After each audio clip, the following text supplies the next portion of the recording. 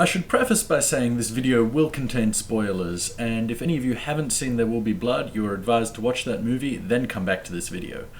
I'm going to talk about the use of visual storytelling and how information is conveyed non-verbally in There Will Be Blood. In a well-crafted film, everything put onto the screen is taken into consideration by the filmmakers. Seemingly small details such as what kind of a bar a character would frequent, what would be in a character's bedroom, or should this scene take place in day or night, etc., anything you can think of, are all taken into consideration by the filmmakers. Take the famous long take from Goodfellas. While it's a very entertaining spectacle and a great film, it also shows the lifestyle Henry's character leads. During this take, we are following Kay's point of view through her narration as she is led through the back of a restaurant and given the royal treatment by the staff. This long take through the back entrance further reinforces the lifestyle Kay is going to be exposed to throughout the film. Background details like this can set the right mood for a scene, or, in the case of There Will Be Blood, communicate a lot of information about a character without using any spoken dialogue. Even though there is no dialogue for the first 10 minutes of the film, some very important events occur that are not directly spoken about until much later on. It's a film that subscribes to the show don't tell school of filmmaking, and I would add, in the case of its protagonist, actions speak louder than words. If someone was only half paying attention to the film, they would miss out that Daniel took the infant HW from a dead man, as it was not something that was mentioned again until later on in the film, and even the last scene. So throughout the film he's pretending to have this son when really it's just someone he adopted to appear to have a son, to appear to be a family man. Throughout There Will Be Blood, Daniel Day-Lewis makes Daniel Plainview come to life as a nihilistic oil tycoon with seemingly unclear motives. The first spoken dialogue in the film is Daniel's famous "I'm an oil man" speech. I'm a family man. I run a family business. This is my son and my partner, H.W. Plainview.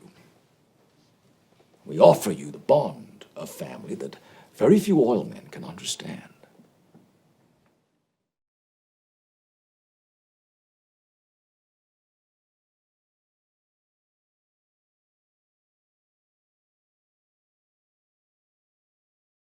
In 10 minutes of the film, we have a very good idea of what drilling for oil during this period would look like. We know what he's talking about just through what the film was saying to us, visually. Throughout the film, it becomes abundantly clear that Daniel does not care for the town and wants to do nothing but recklessly pursue expansion and money. This is what is unclear about his character. Daniel is seen sleeping on the floor several times throughout the film. At the end of the film, he is shown shooting at some of his material possessions in a big house, and he is never seen enjoying himself.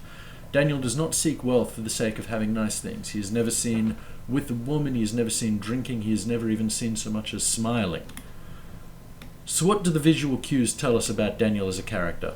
Well, for one thing, he does not overtly state his distaste for God and religion until the end of the film. Yet throughout the film, it is clear to anyone watching that Daniel is an atheist through and through, which is interesting since the film is set in a time and place where atheism was much more rare. This is communicated by his actions, disregarding and even beating the preacher Eli, and how reluctantly he confesses to the Church of the Third Revelation, and even then it's only to get something that he wanted. My child. I will never backslide. I will never backslide. I was lost, but now I am found. I was lost, but now I'm found. I have abandoned my child. Say it. I've abandoned my child. Say it louder. Say it louder. I've abandoned my child! I've abandoned my child! I've abandoned my boy! Beg for the blood. Give me the blood, Eli. Let me get out of here. Give me the blood, Lord! And let me get away! Do you accept Jesus Christ as your Lord and Savior? Yes, I do. Get out of here, devil! Would you be free from the burden of sin? There's power in the blood, power in the blood. Would you reveal the victory win? There's wonderful power in the blood. Throughout the film, it seems as though Daniel is an awful person who does not care for those around him, although there are several hints that suggest Daniel has a mild amount of sentimentality. When Daniel believes he has found his brother for the first time in the film, we see him talking honestly about his feelings. I have a competition in me. I want no one else to succeed.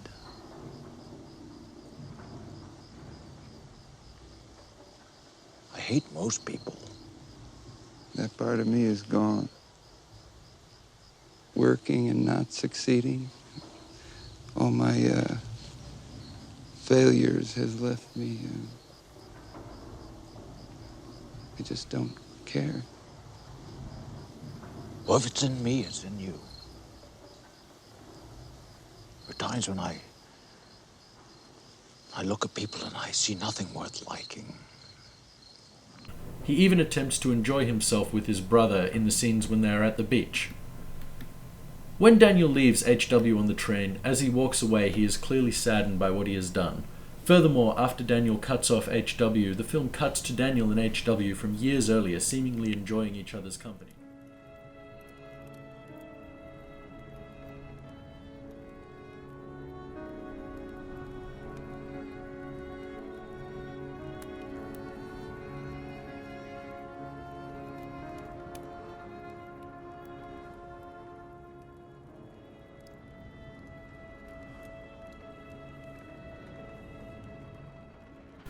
This cut shows that perhaps Daniel was not totally secure in his decision to cut off his son.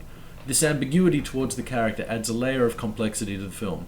It would be easy to dismiss Daniel as an awful and irredeemable man, but underneath that there is something human inside. So many of these details about the character are revealed not by what he says or what other characters say about him, but by what he does and how he acts. There Will Be Blood is a film that very much goes back to the show don't tell school of thought. While Daniel could easily be read as a walking embodiment of capitalism, he is written and played as a real and plausible person. Also, yes, while it is true that the final scenes show Daniel cut off his son in an awful way, and even kill a man, the film does give the character a shred of humanity, which in this case makes his awful actions seem even worse than they otherwise would.